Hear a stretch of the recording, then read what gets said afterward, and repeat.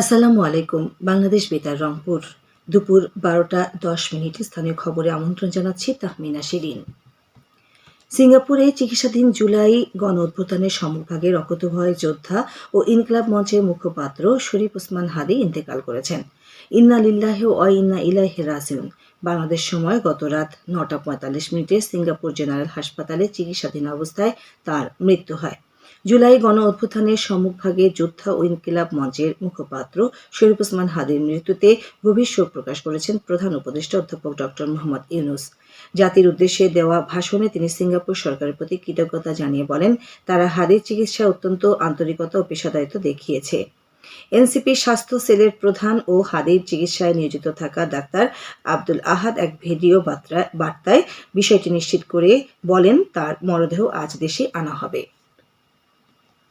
শহীদ ওসমান হাদির রুহের মাগফিরাত কামনায় আজ বাদ জুম্মা দেশের প্রতিটি মসজিদে বিশেষ দোয়া ও মোনাজাত আয়োজন করা হয়েছে এবং সুবিধাজনক সময়ে অন্যান্য ধর্মীয় উপাসনালয়গুলোতেও বিশেষ প্রার্থনার আয়োজন করা হবে। শহীদ ওসমান হাদির অকাল মৃত্যুতে আগামীকাল একদিনের রাষ্ট্রীয় শোক ঘোষণা করা হয়েছে। এই শোক দিবসে দেশের সব সরকারি, আধা সরকারি, স্বায়ত্তশাসিত প্রতিষ্ঠান, শিক্ষা প্রতিষ্ঠান সহ সরকারি বেসরকারি ভবন এবং বিদেশে বাংলাদেশ মিশনগুলোতে জাতীয় পতাকা অর্ধনমিত রাখা হবে।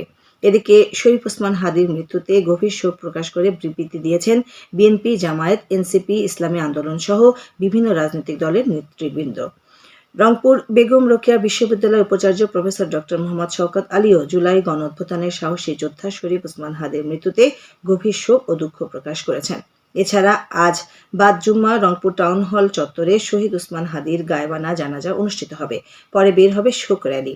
ওসমান হাদির মৃত্যুতে আজ বাদ জুম্মা রংপুর মডেল মসজিদ প্রাঙ্গণ থেকে সর্বদলীয় ছাত্র জনতার ব্যানারে বিক্ষোভ মিছিল অনুষ্ঠিত হবে।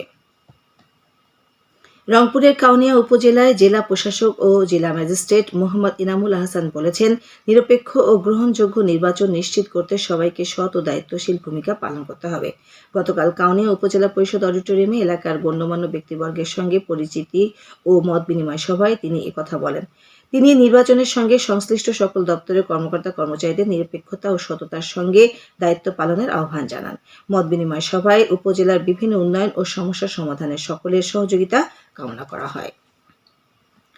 দক্ষতা নিয়ে যাব বিদেশ, রেমিটেন্স দিয়ে গড়ব স্বদেশ, এই স্লোগানে লালমনিরহাটের পাটগ্রাম উপজেলায় আন্তর্জাতিক অভিবাসী দিবস এবং জাতীয় প্রবাসী দিবস উপলক্ষে র্যালি আলোচনা সভা অনুষ্ঠিত হয়েছে।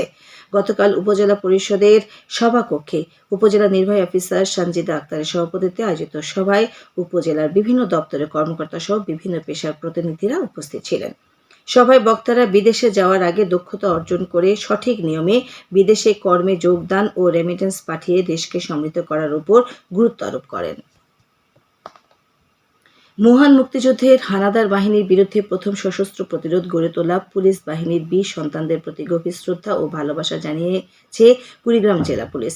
এই উপলক্ষে গতকাল কুড়িগ্রাম জেলায় অবস্থানরত অবসরপ্রাপ্ত পুলিশ বীর মুক্তিযোদ্ধাদের বর্ণাঢ্য সংবর্ধনা প্রদান করা হয়। জেলা পুলিশ লাইসেন্স ড্রিল শেডে আয়োজিত অনুষ্ঠানে সভাপতির বক্তব্য রাখেন অতিরিক্ত পুলিশ সুপার ASM মুক্তারুজ্জামান। রংপুরে বেগম রোকেয়া বিশ্ববিদ্যালয়ের কর্মকর্তাদের নিয়ে প্রাতিষ্ঠানিক সুশাসন, মান উন্নয়ন ও জবাবদিহিতা বিষয়ে এক প্রশিক্ষণ কর্মশালা গতকাল অনুষ্ঠিত হয়েছে।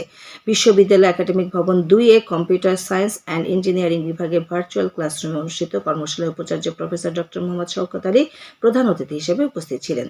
ইনস্টিটিউশনাল কোয়ালিটি অ্যাসুরেন্স সেলে কর্মশালার আয়োজন করে। এদিকে গতকাল বিশ্ববিদ্যালয়ের শহীদ ফেলানী হল প্রভোস্ট ভবনের আনুষ্ঠানিক উদ্বোধন করা হয়।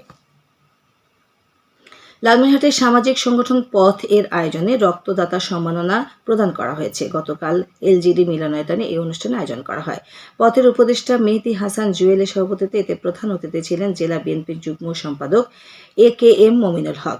অনুষ্ঠানে জেলা শহরে প্রায় 1.5 শতাধিক নিয়মিত রক্তদাতাকে সম্মাননা স্মারক প্রদান করা হয়।